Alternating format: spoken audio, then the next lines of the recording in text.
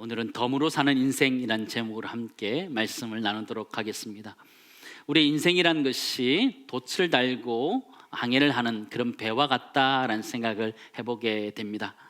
인생의 바람을 타고 항해를 하고 때로는 폭풍과 바람을 만나면서 떠밀려가는 것이 우리의 인생이다, 이렇게 생각되어지는데요.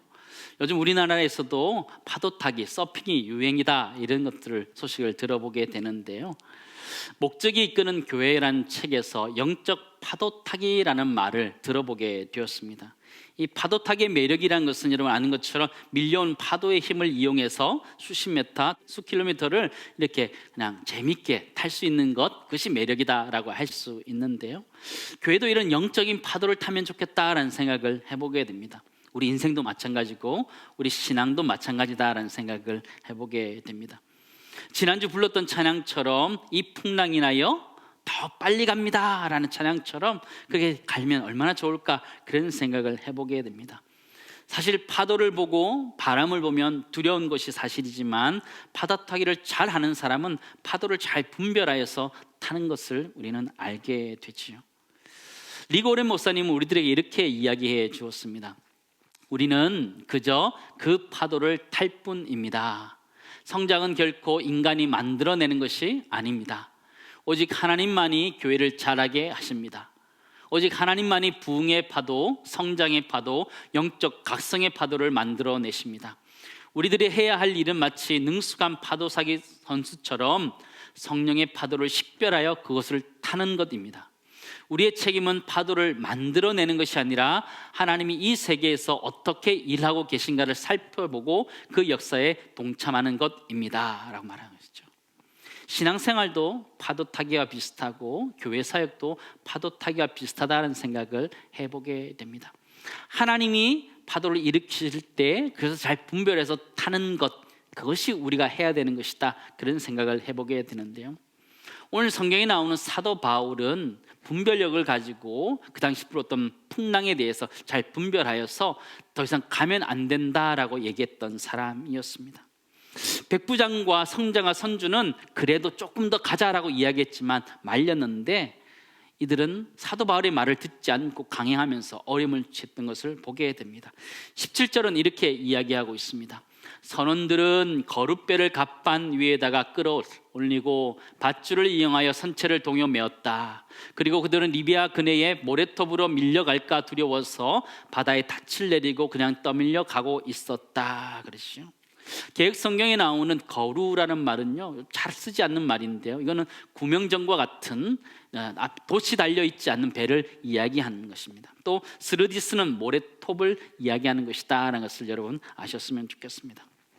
이 한 배를 탄 사람들이 엄청난 고생을 하면서 가게 됩니다. 18절에서 20절 보시기 바랍니다. 우리가 풍랑으로 심히 애쓰다가 이튿날 사공들이 짐을 바다에 풀어버리고 사흘째 되는 날에 배의 기구를 그들의 손으로 내버리니라. 여러 날 동안 해도 별도 보이지 아니하고 큰 풍랑이 그대로 있음에 구원의 여망마저 없어졌더라. 선장과 선주는 굉장히 열심히 애썼지만 아무 소용이 없었습니다. 이튿날 되니까 사람들이 짐을 바다에 버리기 시작했습니다.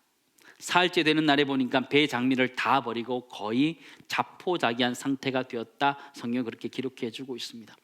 20절에 보면 해도 별도 보이지 아니하였다라고 표현해 주고 있는데 그것은 그 당시 GPS랑 똑같은 것입니다.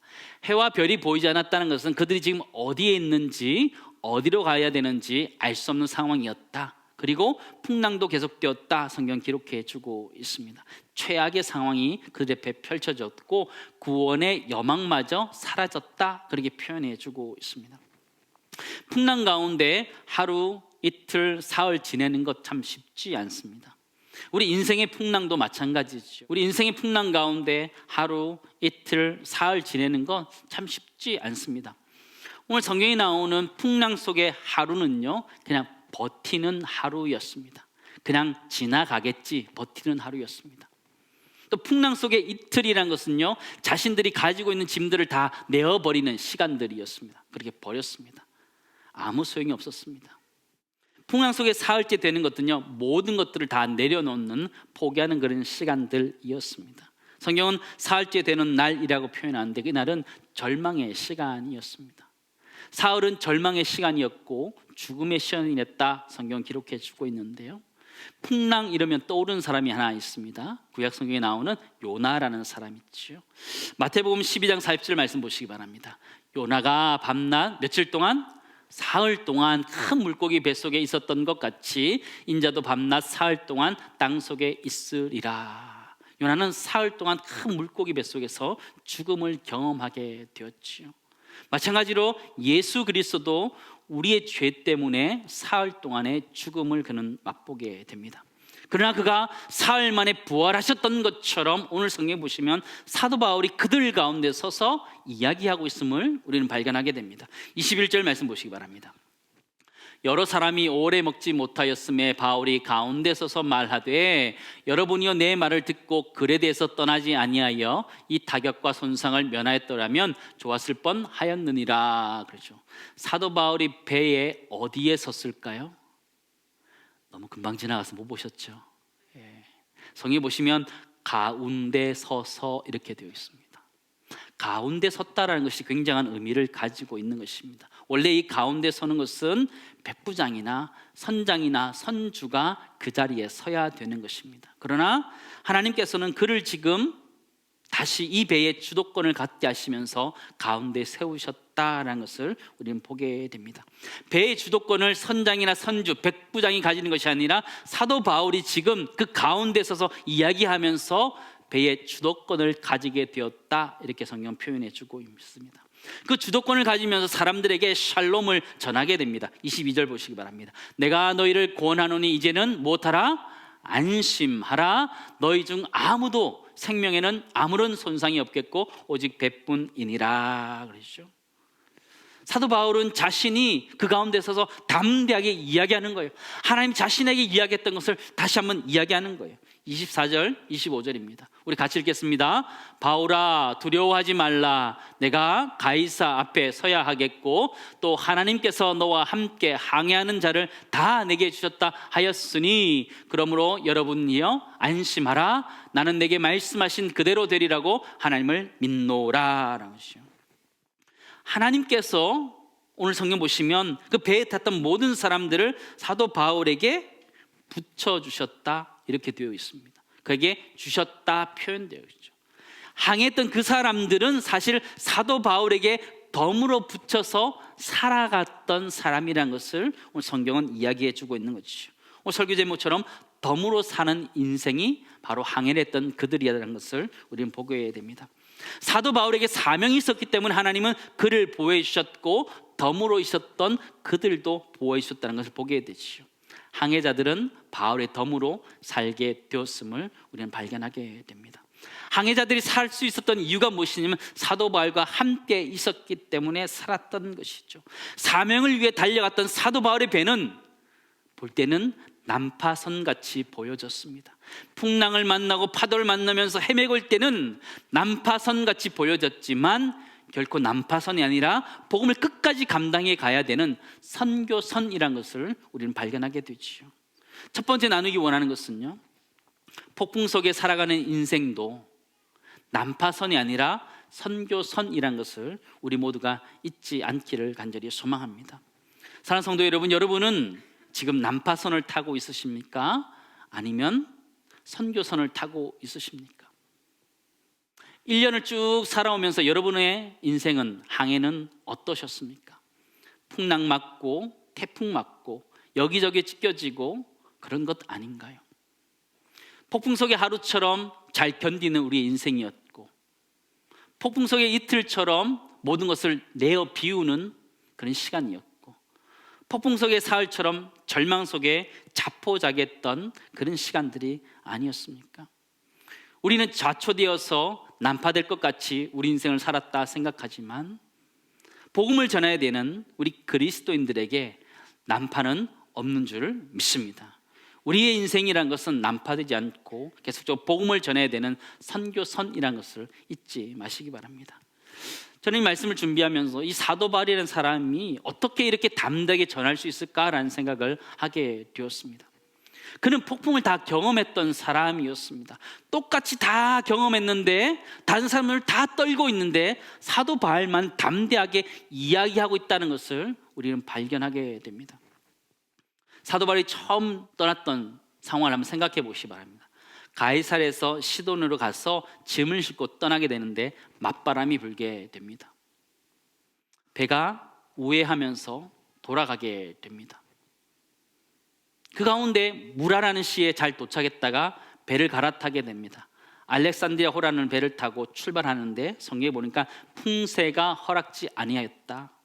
고생하면서 크레타 섬인 미항에 도착하게 됩니다. 거기서 미항에서 조금 옆으로 베닉스로 가려고 하는데 도리어 유라굴로 강풍이 불어서 엄청난 고생을 하면서 떠밀려 가게 됩니다. 그런 사도 바울이 함께 있는 사람들에게 이제 안심하라 이야기하는 거예요. 이해되시겠습니까? 그렇게 고생한 사도 바울이 어떻게 다른 사람을 위로할 수 있었을까요? 그 비결이 23절, 24절에 나와 있습니다. 함께 읽습니다. 내가 속한 바 곧 내가 섬기는 하나님의 사자가 어젯밤에 내 곁에 서서 말하되 바울아 두려워하지 말라. 내가 가이사 앞에 서야 하겠고 또 하나님께서 너와 함께 항해하는 자들을 다 내게 주셨다 하였으니. 그렇게 한 거죠. 사도 바울이 그렇게 폭풍을 경험하고 똑같이 두려워할 수 있는 상황 속에서도 두려워하지 않고 이제 안심하라 말할 수 있었던 이유는 바로 어젯밤 때문이었다라는 거죠. 그 밤에 사도 바울은 하나님과 친밀한 관계 속에서 있었기에 하나님의 뜻을 알 수 있었다라는 것이죠. 사도 바울은 하나님과 친밀한 관계 속에서 하나님의 뜻을 알았기 때문에 그는 두려워하지 않았다라는 것을 우리는 발견하게 됩니다. 사도 바울에게는 그런 은혜가 있었어요. 사도행전 16장에 보면요, 사도 바울이 옥에 갇혀서 매를 맞고 착고에 차이는 어려움 속에 있습니다. 그럼에도 불구하고 사도 바울은 사람들 앞에서 찬송하고 기도하는 모습을 보여주게 돼요. 사도행전 16장 25절 말씀입니다. 우리 같이 읽습니다. 한밤중에 바울과 실라가 기도하고 하나님을 찬송하며 죄수들이 듣더라. 바울과 실라가 기도하고 찬송하는데 언제다 그래요? 한밤중에. 인생의 풍랑 가운데서도 사도 바울에게는 말할 수 없는 평강이 있었는데 그것은 그가 가졌던 밤의 영성 때문이었습니다. 밤의 영성이란 것은 무엇일까요? 하나님이 자기와 함께하면서 가졌던 친밀한 그 관계의 시간들, 묵상의 시간들이 그를 담대하게 만들었다는 것을 우리는 보게 되지요. 하나님과 친밀함은 폭풍 가운데서도 우리를 담대하게 하고 사도 바울을 담대하게 하셨습니다. 사랑하는 성도 여러분, 여러분에게는 그런 어젯밤과 같은 시간들이 있으셨습니까? 연말 연시 되면서 굉장히 바빠질 텐데 우리 자신의 인생을 돌아보면서 사도 바울이 어젯밤과 같은 그 시간, 하나님과 친밀한 시간을 가졌던 그 시간을 가질 수 있기를 간절히 소망합니다. 그럴 때 두려움들이 떠나가는 거예요. 근데 오늘 성경은 조금 더 정확한 표현을 하고 있는데요, 23절 말씀 보시기 바랍니다. 내가 속한 바 이렇게 표현하고 있어요. 영어 성경은요 belong이라는 표현을 하고 있어요. 내가 속했다라는 거죠. 우리가 예수님 안에 거할 때, 또 예수님이 내 안에 거할 때에 우리 가운데 그 평강이 임하게 된다라는 것이죠. 예수님의 평강이 우리 가운데 임한다라는 것이죠. 생각해 보면 사도 바울의 평강이란 것은 예수님의 덤으로 살아가는 인생이라는 것을 보게 되죠. 예수님 덕분에 그가 평강을 누리게 됐다는 것을 우리는 보게 된다는 것이죠. 사도 바울은 예수님의 덤으로 살게 된 인생이라는 것을 우리 성경을 통해서 발견하게 돼요. 사도 바울은 자신이 그렇게 고백해요. 갈라디아서 2장 20절 말씀입니다. 내가 그리스도와 함께 십자가에 못 박혔나니 그런즉 이제는 내가 사는 것이 아니요 오직 내 안에 그리스도께서 사시는 것이라. 이제 내가 육체 가운데 사는 것은 나를 사랑하사 나를 위하여 자기 자신을 버리신 하나님의 아들을 믿는 믿음 안에서 사는 것이라. 그렇게 이야기하는 것이죠. 우리 그리스도인들은 예수님 덤으로 살아가는 것이죠. 그가 찔림으로, 그가 채찍에 맞음으로 우리가 나음으로 그 덕분에 살아가는 것이 우리의 인생이잖아요. 이사야서 53장 5절입니다. 그가 찔림은 우리의 허물 때문이고 그가 상함은 우리의 죄악 때문이라. 그가 징계를 받음으로 우리는 평화를 누리고 그가 채찍에 맞음으로 우리는 나음을 받았도다. 그가 죽으심의 그 덤으로 우리가 용서함을 받았지요. 그의 부활의 덤으로 우리가 부활을 얻게 됐죠. 그의 평화의 덤으로 우리가 평화를 누리게 되었음을 성경은 통해서 알게 되죠. 그 비결이 어디 있느냐? 우리가 그 안에 있을 때 그 평안이 우리에게 있는다 말한데, 그 평화가 우리 모두에 있기를 간절히 소망합니다. 두 번째 나누기 원하는 것, 그리스도인들은 예수의 덤으로 살아간다. 사도 바울도 예수님 때문에 살아갔던 인생인처럼 우리 인생도 예수님의 덤으로 살아가는 인생이다라는 것이죠. 저는 오늘 본문 말씀을 설교 준비하면서 참 흥미로웠고 재미있고 감동적인 것이 있었습니다. 그것은 사실 사도 바울이 지금 선교 여행을 떠난 것이 아니라는 거예요. 본인이 미결수로서 가이사 앞에서 재판받기 위해서 가는 상황이라는 것입니다. 유라굴로 강풍까지 거의 죽음을 경험하면서 가는 것들을 경험하게 되죠. 그 전까지는 선장과 선주의 말을 훨씬 더 사람들이 많이 들었는데, 지금 폭풍을 만나면서 사도 바울의 말을 훨씬 더 중요하게 생각하는 그런 점으로 바뀌었다는 것을 보게 됩니다. 한 가지 질문을 드리기 원하는데요, 사도 바울이 지금 타고 가는 배는 죄수를 이송하는 호송선일까요? 선교선일까요? 폭풍이 없었다면 한번 생각해 보시기 바랍니다. 저는 이 장면 상상하면 가슴이 막 벅차오르는데요, 알렉산드리아를 타고 다시 이렇게 거기 로마에 도착했을 때를 한번 생각해 보시기 바랍니다. 만약 폭풍이 없었다면 사도 바울은 바로 그곳으로 갔을 거예요. 그러면 그 배의 주도권은 선장과 선주가 지고 그곳에 도착해서 사도 바울은 로마에서 정말 미친 듯이 정말 복음을 혼자 전해야 했을 거예요. 그런데 오늘 하나님은 상황을 변화시켜 주신 거예요. 그 배가 폭풍을 만나면서 많은 사람들이 이 사도 바울의 하나님을 경험하게 된 거예요. 그 사도 바울의 하나님이 자신들을 살렸다라는 것을 증언할 수 있는 사람들로 바꾸어 주셨다라는 것이죠. 하나님 사도 바울과 함께 배를 탔던 270명 모든 사람들이 복음의 간접 증인으로서 붙여주신 줄을 믿습니다. 하나님이 어떻게 역사하셨는지 그들은 보았던 거예요. 그래서 사도 바울이 로마에 도착했을 때 함께 있던 모든 사람들이 함께 증언할 수 있었던 거예요. 너무 감동이지 않으세요? 저만 감동인가요? 이 감동을 좀 가져가시기 바랍니다. 사도 바울이 혼자 이렇게 갈 수 있었는데 하나님 그냥 두지 않고 270명을 붙여주신 거예요. 도착했을 때 로마에 도착하자마자 사람들이 무슨 이야기 했었겠어요? 나 죽을 뻔했다. 정말 죽을 뻔했다. 유라굴로 강풍이 나서 정말 모든 것 다 버려 죽을 위기였는데 사도 바울이 나타나서 안심하라 그러고는 그때부터 하나님 인도해서 지금 여기에 도착했다. 사도 바울의 말을 들으라 얘기하지 않겠어요? 그런 은혜가 사도 바울이 임했던 것을 보게 되지요. 하나님은 로마에 사도 바울 혼자 보낸 것이 아니라 나머지 배에 타고 있던 모든 사람들을 붙여서 그에게 덤으로 주셨음을 보게 되지요. 복음의 증인으로서 덤으로 가져가고 있는 모습을 우리는 발견하게 됩니다. 우리는 세상에서 부름받은 하나님의 백성이지만 또한 세상으로 보냄받은 그리스도의 제자들입니다. 세상 가운데 우리가 살아가는 것이 사도 바울처럼 외롭고 힘든 우리의 인생일 수 있습니다. 그러나 그런 폭풍의 시간들을 통해서 사도 바울이 그 사람들을 얻었던 것처럼 우리 인생의 여정들을 통해서 하나님 우리에게 붙여주시는 사람들을 만날 줄을 믿습니다. 때로는 그 사람들이 지금은 우리를 반대한다 할지라도, 어렵게 한다 할지라도 그들이 변화되어서 하나님 우리에게 붙여주실 것을 믿습니다.